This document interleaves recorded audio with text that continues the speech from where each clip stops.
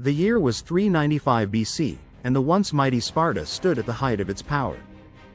Having emerged victorious from the Peloponnesian War, the Spartans ruled over Greece with an iron fist, their dominance unchallenged, or so they believed. But beneath the surface, resentment festered among the other Greek city-states. Athens, Thebes, Corinth, and Argos had grown weary of Spartan arrogance. The stage was set for a bloody conflict that would come to be known as the Corinthian War. The spark of rebellion in the city of Thebes, the air was thick with tension. The Theban leaders, Ismenias and Androcles, had long despised Spartan interference in their affairs. When the Spartans installed a garrison in the nearby city of Plataea, Thebans saw it as an insult, a direct challenge to their sovereignty. Meanwhile, in Athens, the great orator Thrasybulus stirred the people's hearts. Though Athens had been humbled in the Peloponnesian War, its spirit was unbroken. Thrasybulus whispered of revenge, of restoring Athens to its former glory. It was in Corinth, however, that the final spark was struck. The Corinthians, once allies of Sparta, now found themselves treated as subjects rather than equals. When Spartan forces marched through their lands without permission, the Corinthians had enough. A secret meeting was held.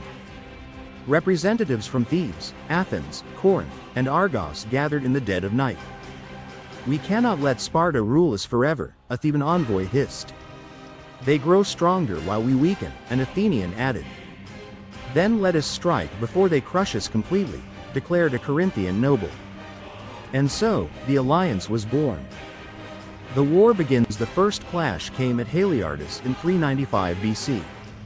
The Thebans, eager to prove their strength, lured the Spartan general Lysander into a trap. Lysander, confident in his invincibility, led his forces straight into an ambush.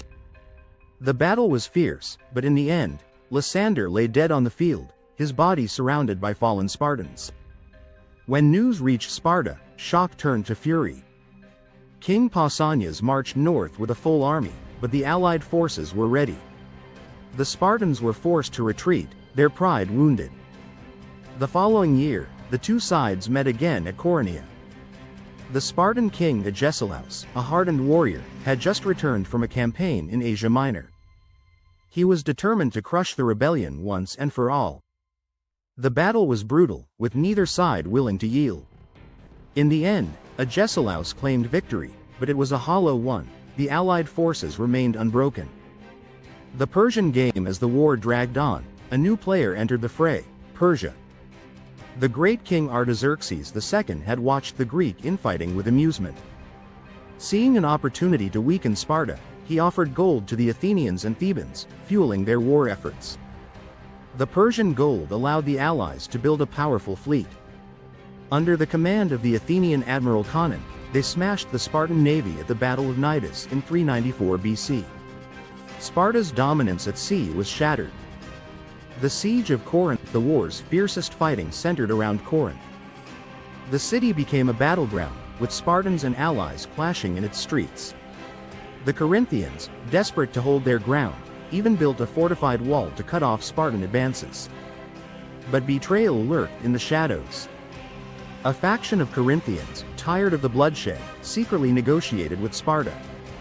In a daring night raid, Spartan forces slipped through a hidden passage and seized the city's key defenses.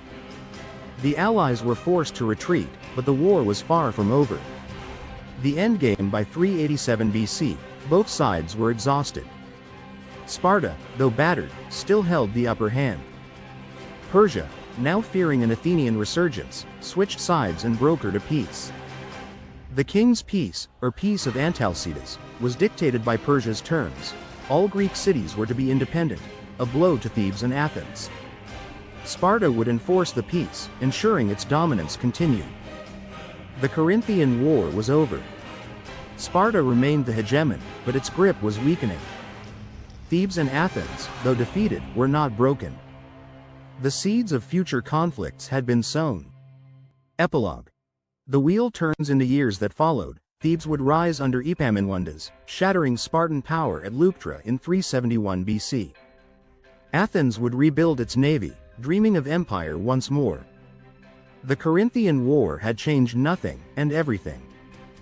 Greece remained divided, its city-states locked in endless strife. And as the sun set over the ruins of Corinth, the winds of war whispered once more.